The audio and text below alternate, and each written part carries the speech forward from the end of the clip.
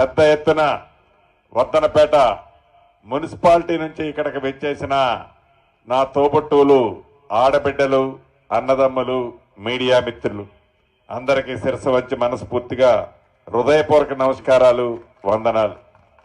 చాలా సంతోషం. ఇక్కడి నుంచి మళ్ళీ నేను భూపాలపల్లి వెళ్ళాలి. లాస్ట్ ప్రోగ్రాం అయ్యేసరికి రాత్రి 11-12 అవుతుంది.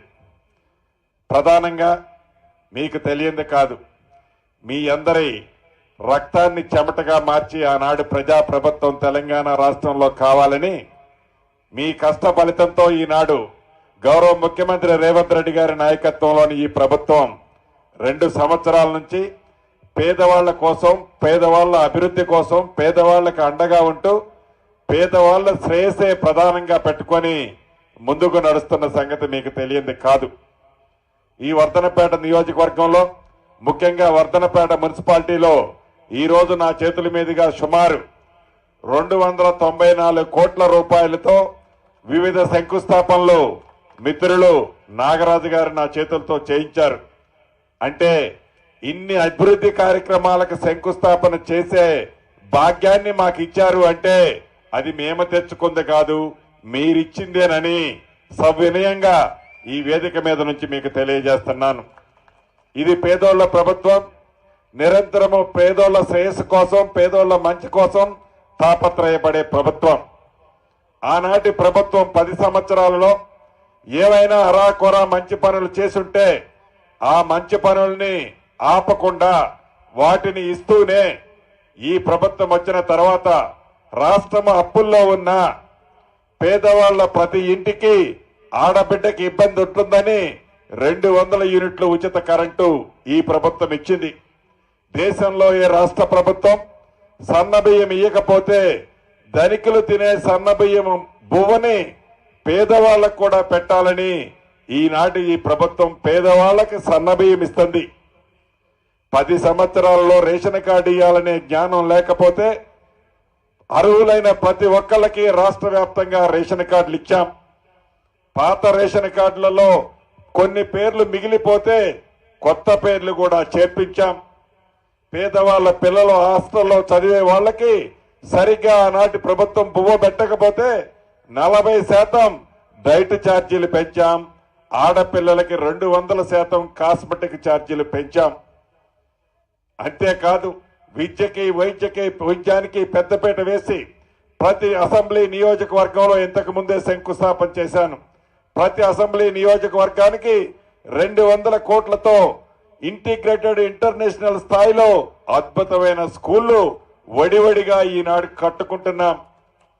ఆనాటికి మొక్కుపడిగా ఆనాటి ప్రభుత్వం కోళ్ల ఫారాల్లో, మూతపడ్డ రైస్ మిల్లులలో రెసిడెన్షియల్ స్కూల్స్ ఓపెన్ చేస్తే సరిగ్గా అనేక సందర్భాల్లో పిల్లలు ఇబ్బంది పడుతున్నారని గ్రహించి ఈనాడు అద్భుతమైన బిల్డింగ్లు కట్టి పేదవాళ్ళ పిల్లలు కూడా మంచి చదువు నేర్పించాలనే తపనతో ఈ ప్రభుత్వం ఈనాడు పనిచేస్తుంది.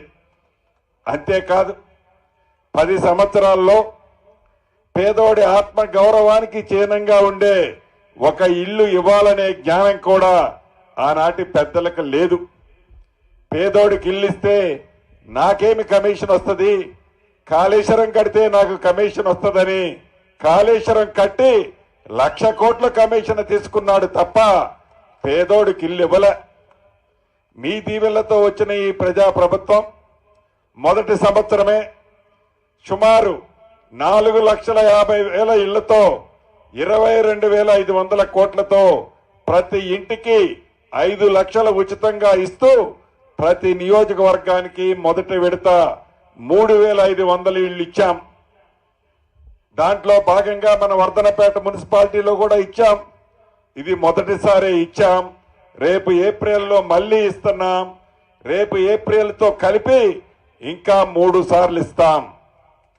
ఈ ఇల్లు ఇచ్చేటప్పుడు నీది ఏ కులమని అడగం, నీది ఏ మతమని అడగం, నువ్వు కాంగ్రెస్ మనిషి అయితేనే ఇస్తామని చెప్పం. నువ్వు పేదవాడు అయ్యుంటే చాలు, ఇల్లు పక్కా ఇస్తాం.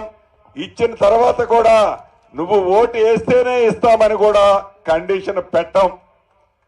ఆ తల్లికి చల్లటి దీవెనలుంటే తప్పకుండా తల్లి మనసులో దీవిస్తుంది. ఆ నమ్మకం మాకుంది. అంతేకాదు, రైతును రాజును చేస్తానన్నాం. వరేస్తే ఉరేని ఆనాటి ప్రభుత్వుడు చెప్తే వరేసిన రైతన్నకి సన్న వడ్లకి మద్దతు ధరతో పాటు బోనస్ 500 ఇచ్చాం. రైతు బంధువు ద్వారా నువ్వు 10,000 ఇస్తే ఈ ప్రభుత్వం వచ్చిన తర్వాత 12,000 ఇచ్చాం. 9 నెలలలో 21,000 కోట్లు 26 లక్షల మంది రైతన్నలకు 2 లక్షల రూపాయల చొప్పున రుణమాఫీ చేశాం. 10 సంవత్సరాల్లో 1,00,000 రూపాయలు కూడా నువ్వు రుణమాఫీ చేయలేకపోయావు. ఇవన్నీ జీర్ణించుకోలేక ఒంటి నిండా విషం పెట్టుకొని విషము కక్కుతూ మళ్లీ అధికారంలోకి ఎప్పుడు రావాలని తాపత్రయపడుతున్నావే తప్ప పేదవాడి కష్టాలు తెలియని నీవు దొరపోకట పోయి పేదవాళ్ళని విస్మరించి ఇబ్బంది పెట్టిన నువ్వు పదవి పోయిన తర్వాత ఈనాడు అచ్చేసిన ఆంబోతెద్దులాగా రోడ్లమ్మటి తిరిగి కాంగ్రెస్ పార్టీని, గౌరవ ముఖ్యమంత్రి రేవంత్ రెడ్డి గారిని, ఈ ప్రభుత్వాన్ని ఎలా నీ నోటికొచ్చినట్టు మాట్లాడుతున్నావో నీ సంస్కారానికే వదిలేస్తున్నాం.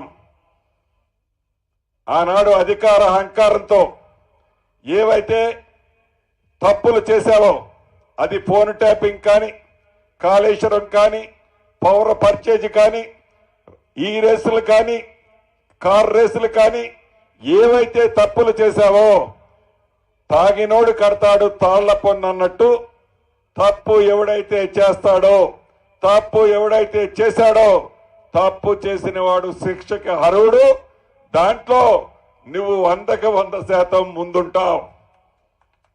చివరగా నేను చెప్పదలుచుకున్నది ఒకటే, ఆనాడు అద్భుతంగా కాంగ్రెస్ పార్టీని దీవించారు. సంక్షేమ కార్యక్రమాలను ఈనాడు ఈ ప్రభుత్వం ఇస్తుంది. అభివృద్ధిని ఎక్కడా కుంటి పడకుండా పేదవాళ్లకు అందిస్తుంది. ఈ వర్ధనపేట మున్సిపాలిటీని కూడా నందనవనములాగా తీర్చిదిద్దాలని మీ గౌరవ శాసనసభ్యులు నిరంతరము పోరాటం చేస్తున్నారు. చాలా వరకు సక్సెస్ అయ్యారు. ఏవైతే తండాలున్నాయో ఈ తండాలు గ్రామ పంచాయతీలుగా మార్చాలని పట్టుబడుతున్నారు. 100కి 100% అది సక్సెస్ అవుతారు. కాబట్టి ఈ రాబోయే 1-2 రోజుల్లో మున్సిపల్ ఎన్నికల నోటిఫికేషన్ వస్తుంది.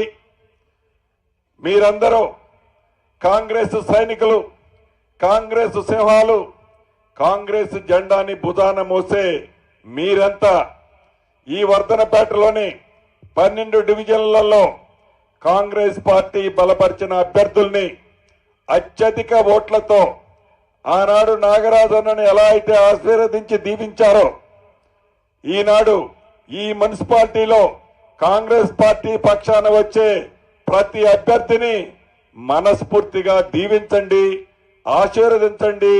వెన్నెల లాంటి మీ ప్రేమ అభిమానాలని కాంగ్రెస్ పార్టీ అభ్యర్థుల మీద చూపించండి. 200 యూనిట్లు మీకు అందుతున్నాయి. రేషన్ కార్డు ఇచ్చాం. ఉచితంగా ఆర్టీసీ బస్ సౌకర్యం కల్పించాం. చివరికి పల్లెంలో తినే సన్న బువ్వను కూడా ఈ ప్రభుత్వమే ఇస్తుంది అనేది ఒక్కసారి మీరు గుర్తుపెట్టుకొని అత్యధిక ఓట్లు కాంగ్రెస్ పార్టీ అభ్యర్థుల్ని గెలిపించాలని పదే పదే నా తోబుట్టువులందరినీ, నా అన్నదమ్ములందరినీ శిరస వంచి అభ్యర్థిస్తూ జై కాంగ్రెస్, జై కాంగ్రెస్, జై కాంగ్రెస్. హస్తం గుర్తుకే